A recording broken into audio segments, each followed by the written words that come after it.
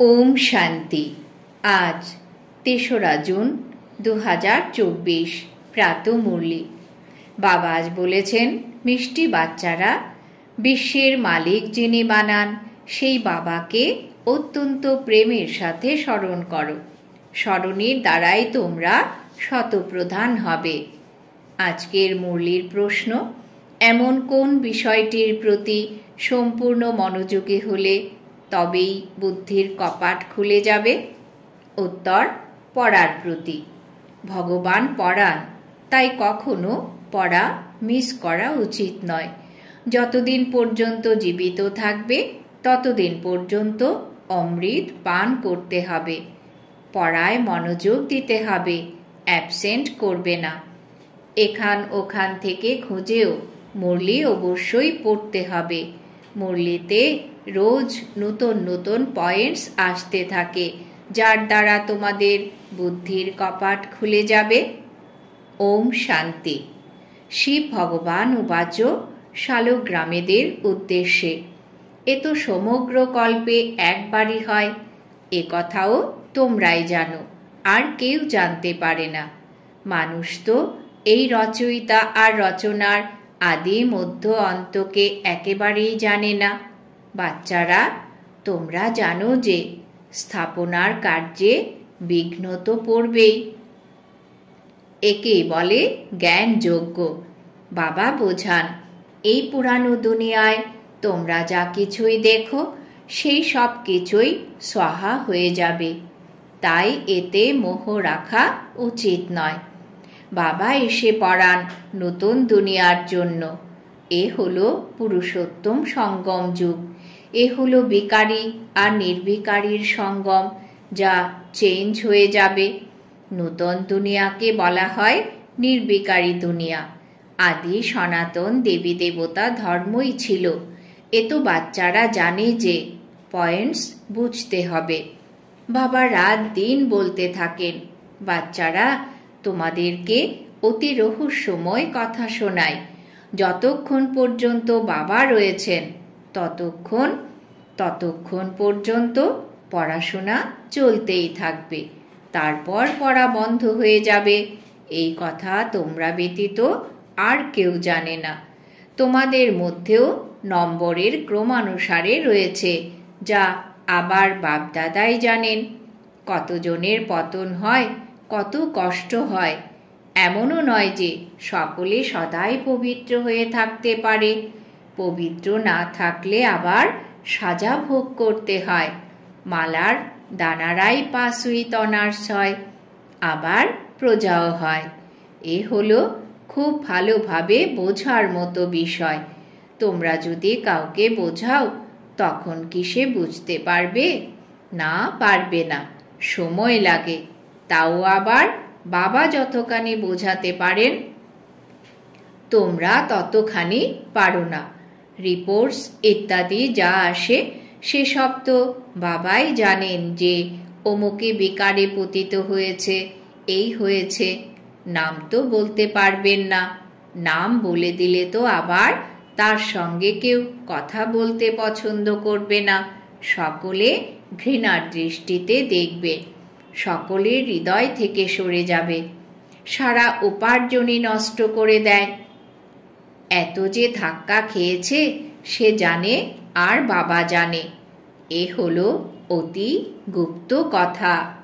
তোমরা বলো যে অমুকের সঙ্গে দেখা হয়েছিল, ওনাকে খুব ভালো করে বুঝিয়েছি, উনি সেবায় সহায়তা করতে পারেন। কিন্তু সে তো তখনই সম্ভব যখন সে সম্মুখে হাজির হবে, তাই না? মনে করো তোমরা গভর্নরকে খুব ভালো করে বোঝালে, কিন্তু তিনি কাউকে বোঝাতে পারবেন? না, পারবেন না। যদি তিনি কাউকে বোঝাতে পারেন তবেই বিশ্বাস হবে, তাই না?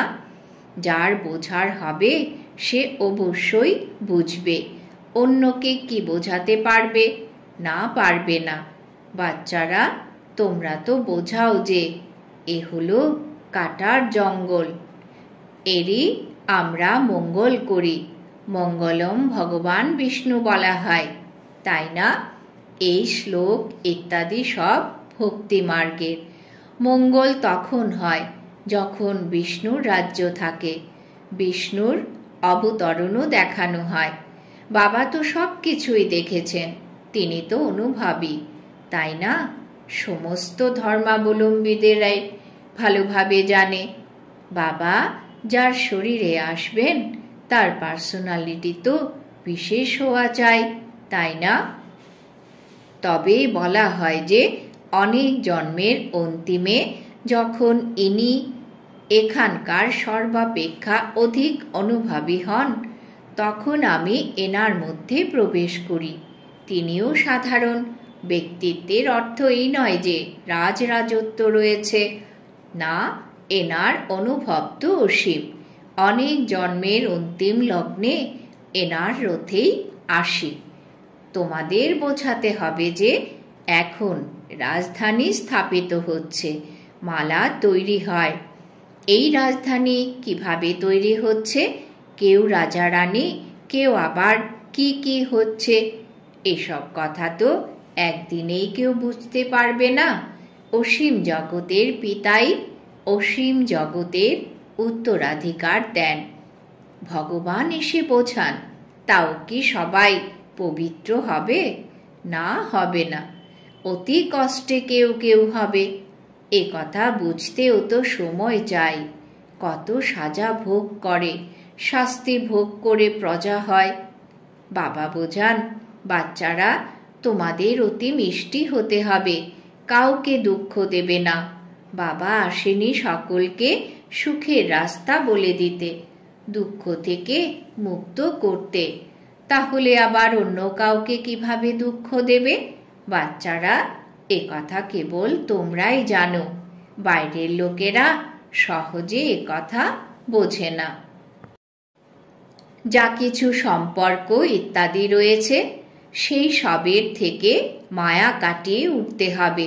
ঘরে থাকতে হবে কিন্তু নিমিত্ত মাত্র হয়ে।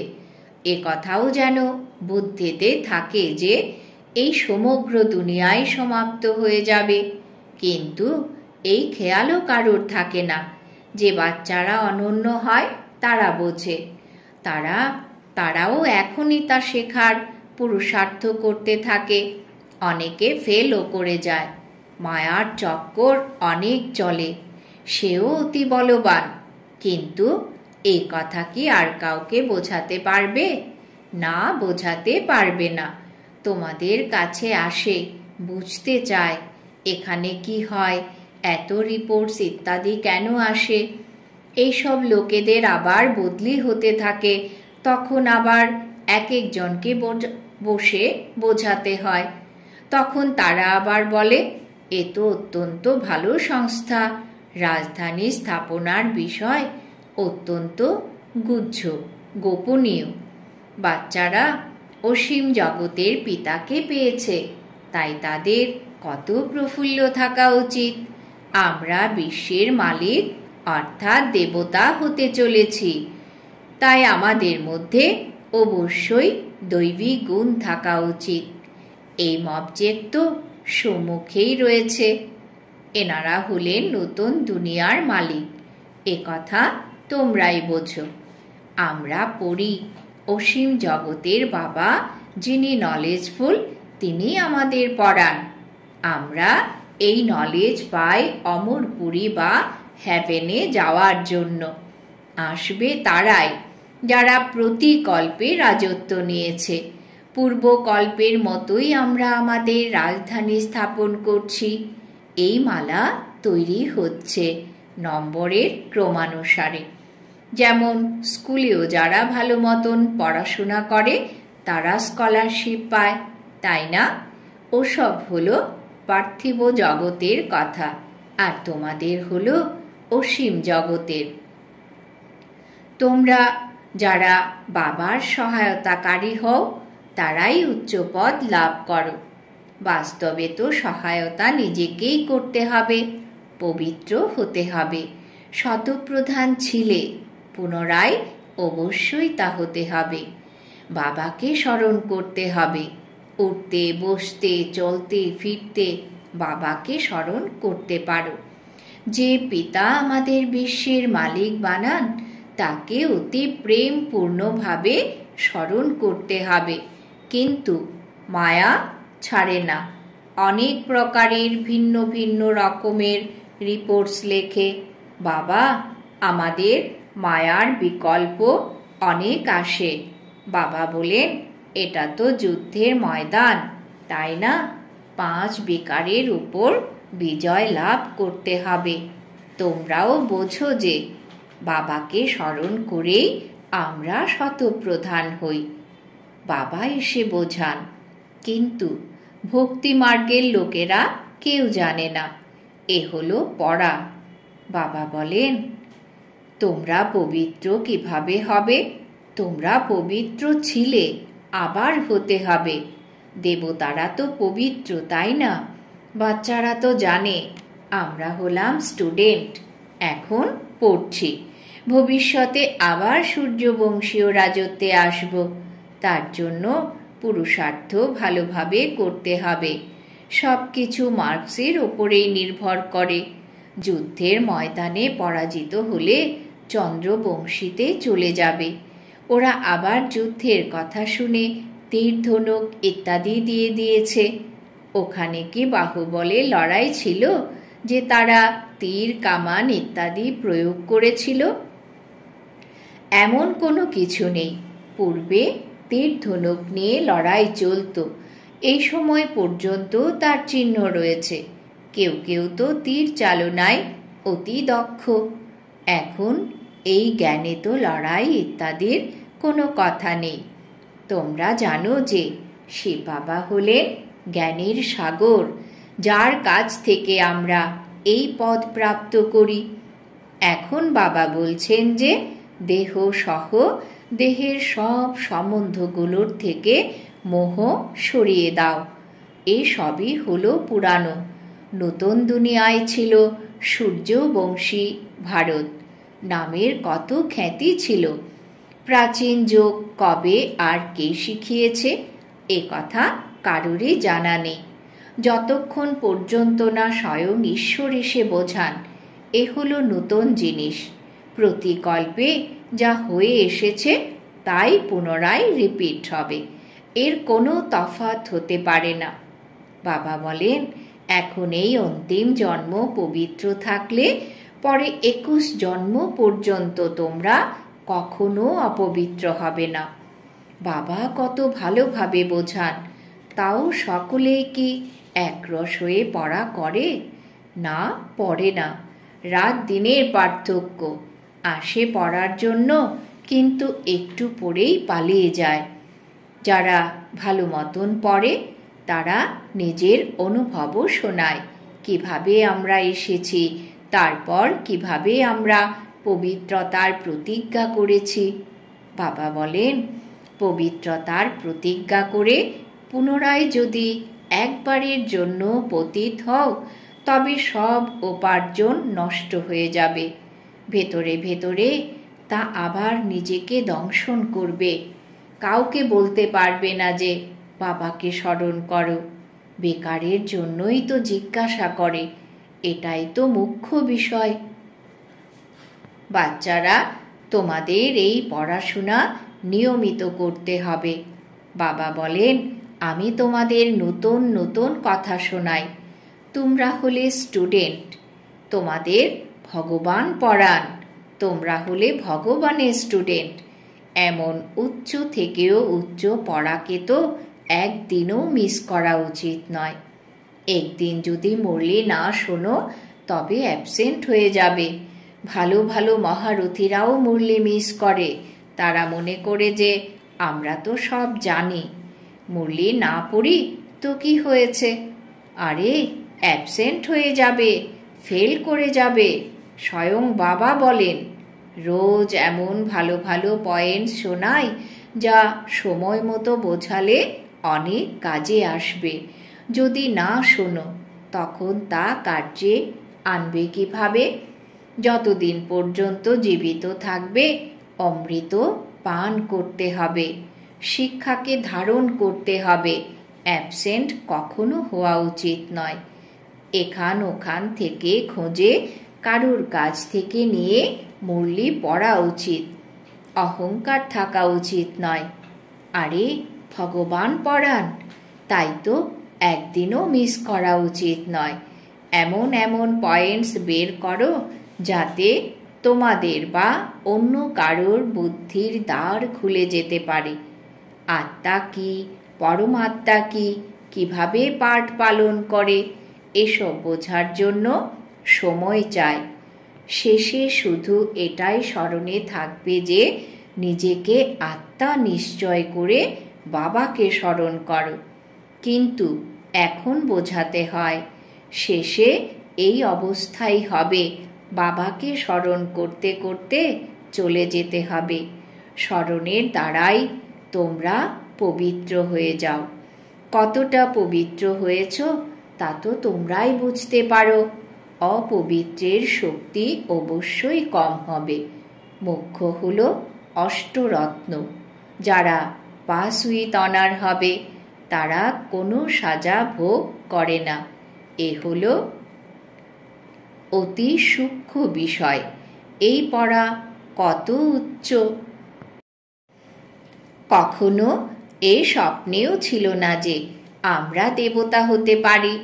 বাবাকে স্মরণ করেই তোমরা পদম গুণ সৌভাগ্যশালী হয়ে যাও। এর কাছে তো এইসব কাজ কর্ম ইত্যাদি কোনো কিছুই কোনো কাজের নয়। কোনো জিনিসই কার্যে আসবে না, তবুও তো করতেই হবে। এ কথা কখনোই খেয়ালে আসা উচিত নয় যে আমরা শিব বাবাকে দিই। আরে তোমরা তো পদমা পদমপতি হও। দেওয়ার কথা স্মরণে এলে তখন তার শক্তি কম হয়ে যায়। মানুষ ঈশ্বরের উদ্দেশ্যে দান পুণ্য করে নেওয়ার জন্য। একে কি দেওয়া বলে? না, বলে না। ভগবান তো দাতা, তাই না? পরজন্মে কত দেয় এও ড্রামায় ফিক্সড হয়ে রয়েছে। ভক্তি মার্গে তো সুখ অল্পকালের জন্য। তোমরা অসীম জগতের পিতার কাছ থেকে অসীম জগতের সুখের উত্তরাধিকার পাও। আচ্ছা, মিষ্টি মিষ্টি হারানিধি বাচ্চাদের প্রতি মাতা পিতা বাপদাদার স্মরণের স্নেহ স্মরণ আর সুপ্রভাত। আত্মাদের পিতা তার আত্মারূপী বাচ্চাদেরকে জানাচ্ছেন নমস্কার। আমরা আত্মারূপী বাচ্চারা আমাদের অতি প্রিয় বাপ দাদাকে জানাই স্মরণের স্নেহ সুমন, সুপ্রভাত, নমস্কার। ধারণার জন্যে মুখ্য সার। 1 নম্বর, যতদিন পর্যন্ত জীবিত থাকবে অমৃত পান করতে হবে, শিক্ষাগুলিকে ধারণ করতে হবে। ভগবান পড়ান, তাই মুরলি একদিনও মিস করবে না। 2 নম্বর, পদম গুণ উপার্জন করতে হলে ঘরে নিমিত্ত হয়ে থেকে কাজ কর্ম করেও এক পিতার স্মরণে থাকতে হবে। বরদান। বাবা আজ বরদান দিয়েছেন প্রসন্নতার আধ্যাত্মিক পার্সোনালিটি দ্বারা সবাইকে অধিকারী বানানো, গায়ন আর পূজার যোগ্য ভব। প্রসন্নতার আধ্যাত্মিক পার্সোনালিটি দ্বারা সবাইকে অধিকার বানানো, গায়ন আর পূজার যোগ্য ভব। ব্যাখ্যা: যে সকলের থেকে সন্তুষ্টতার সার্টিফিকেট নেয় সে সর্বদা প্রসন্ন থাকে, আর এই প্রসন্নতার আধ্যাত্মিক পার্সোনালিটির কারণে সুনামধন্য অর্থাৎ গায়ন আর পূজার যোগ্য হয়ে যায়। তোমাদের অর্থাৎ শুভচিন্তক প্রসন্নচিত্ত আত্মাদের দ্বারা সকলের যে খুশির, আশ্রয়ের, সাহসের ডানার, উৎসাহ উদ্দীপনার প্রাপ্ত হয়, এই প্রাপ্তি কাউকে অধিকারী বানিয়ে দেয়, কেউ ভক্ত হয়ে যায়। স্লোগান: বাবার থেকে বরদান প্রাপ্ত করার সহজ সাধন হল হৃদয়ের স্নেহ। বাবার থেকে বরদান প্রাপ্ত করার সহজ সাধন হল হৃদয়ের স্নেহ। আজকের সমান আমি প্রসন্নচিত্ত আত্মা। ওম শান্তি।